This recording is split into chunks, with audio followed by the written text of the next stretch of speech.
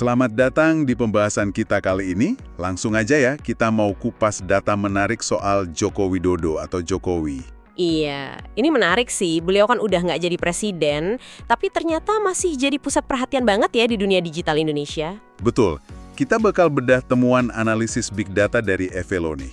Periodenya 1-20 Juli 2025. Lengkap sumbernya ada dari media berita online, terus Instagram, YouTube, TikTok, sama platform X juga.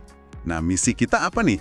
Ya kita coba pahamilah kenapa dan gimana kok sosok mantan ini masih eksis banget.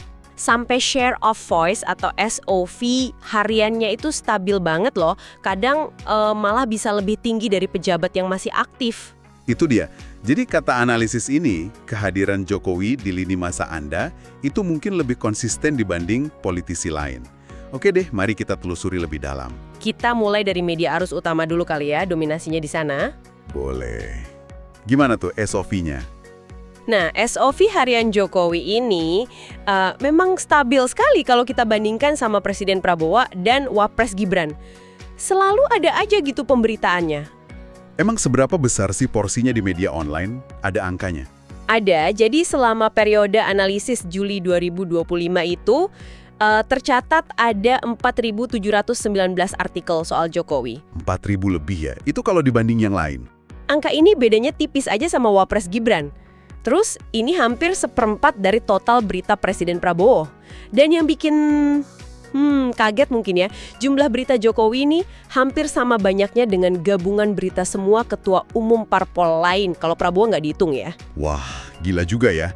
Itu nunjukin banget pengaruhnya di media konvensional masih kuat banget, padahal udah nggak menjabat. Iya kan? Nah, sekarang kita geser ke media sosial. Gimana pertarungannya di sana? Mulai dari Instagram mungkin. Boleh. Instagram dulu. Di sana gimana ceritanya? Kalau di Instagram narasinya agak unik ya, kayak ada campuran gitu antara konten personal yang orang bisa relate lah, kayak liburan bareng cucu, atau dikunjungi mahasiswa gitu. Oh, yang sifatnya lebih personal ya? Ya, tapi dicampur juga sama isu politik, tapi yang lebih ringan. Misalnya soal Kaesang jadi ketum PSI, terus dukungan Jokowi ke PSI, sampai logo baru partainya. Jadi ada sisi manusiawinya, ada sisi politiknya juga. Angkanya gimana di IG? Engagement-nya? Tinggi loh engagement-nya, komentarnya aja 194.687. Ini lebih ramai dari Wapres Gibran. Wow! Views-nya? Views-nya 29 juta. Itu juga lebih tinggi dari Gibran.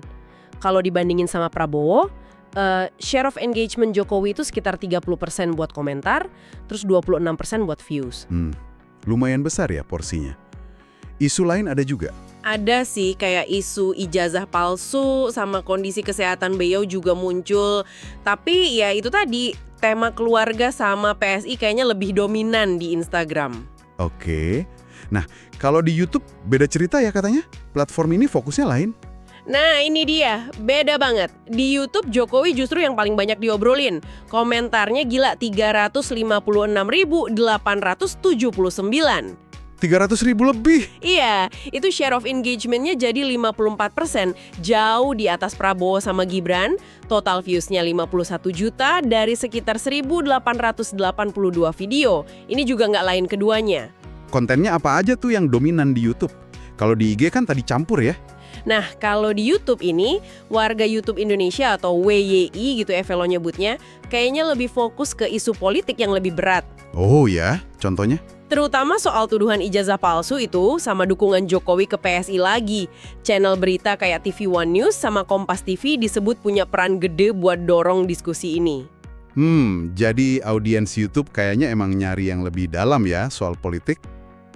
Oke, lanjut ke TikTok deh. Platform yang katanya lebih ringan ini gimana? Di TikTok, ya memang Presiden Prabowo rajanya. Views-nya 249 juta. Gede banget. Jauh ya. Jokowi gimana? Tapi jangan salah, Jokowi nggak kecil juga. Dia dapat 102 juta views. Itu sekitar sepertiganya Prabowo lah. Angka yang signifikan banget kan? Iya juga sih, 100 juta lebih. Ada temuan menarik lain nggak di TikTok? Ada nih yang unik. Ternyata video TikTok soal Jokowi itu lebih sering di-share ke WhatsApp dibanding video soal Wapres Gibran. Oh gitu? Iya, laporannya nyebut ada 3 video spesifik yang populer banget dibagikan. Jadi, ini nunjukin konten soal Jokowi itu daya sebarnya kuat di kalangan warga TikTok Indonesia, bahkan nyebrang ke platform lain kayak WA. Menarik. Terakhir nih, platform X atau dulu Twitter ya, gimana dinamikanya di sana? Kalau di X, wah, nama Jokowi sering banget muncul, wari-wiri gitu istilahnya. Jumlah repost konten tentang Jokowi malah ngalahin Prabowo sama Gibran. Oh iya, topiknya apa yang paling banyak di-repost? Topiknya lagi-lagi soal isu ijazah palsu itu. Terus ditambah soal vonis buat Tom Lembong. Tapi kayaknya ada catatan khusus ya buat X ini. Betul, ini yang jadi pertanyaan penting nih kalau kita lihat 20 akun X dengan engagement views tertinggi yang ngebahas Jokowi, mayoritas itu sifatnya kontra atau negatif. Waduh, jadi di X lebih banyak yang nyerang ya? Kelihatannya begitu.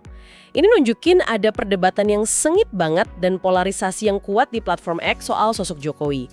Beda sama platform lain mungkin ya? Oke. Nah, setelah kita lihat semua platform ini, apa nih kesimpulan gedenya dari analisis Evelo? Intinya ada 3 poin sih. Pertama, jelas banget Jokowi ini bukan mantan presiden biasa. Pengaruh politiknya itu masih kuat terasa. Masih sangat berpengaruh ya? Iya.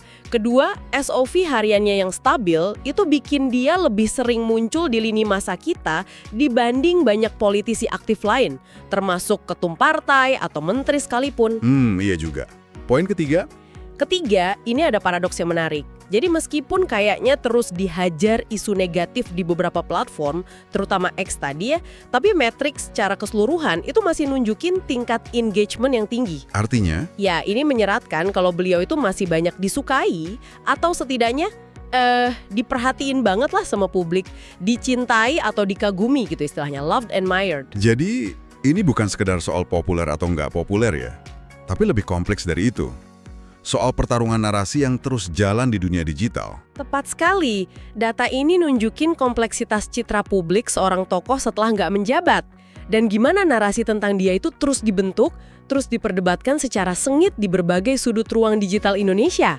Kehadirannya stabil, memicu diskusi luas, fokus isunya beda-beda antar platform, terus reaksinya juga macam-macam. Ada yang positif, ada yang negatif.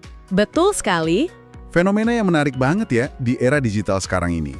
Nah, untuk Anda yang lagi menyimak, ngelihat data kayak gini, gimana sih pandangan Anda soal kekuatan dan pengaruh seorang tokoh setelah dia nggak lagi megang jabatan formal?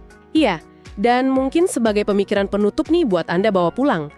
Seberapa besar sih sebenarnya kekuatan seorang mantan pemimpin buat ngebentuk opini publik dan lanskap politik hanya lewat kehadiran digitalnya yang terus-menerus dan interaksi publik yang segede ini? Sesuatu buat direnungkan bareng-bareng.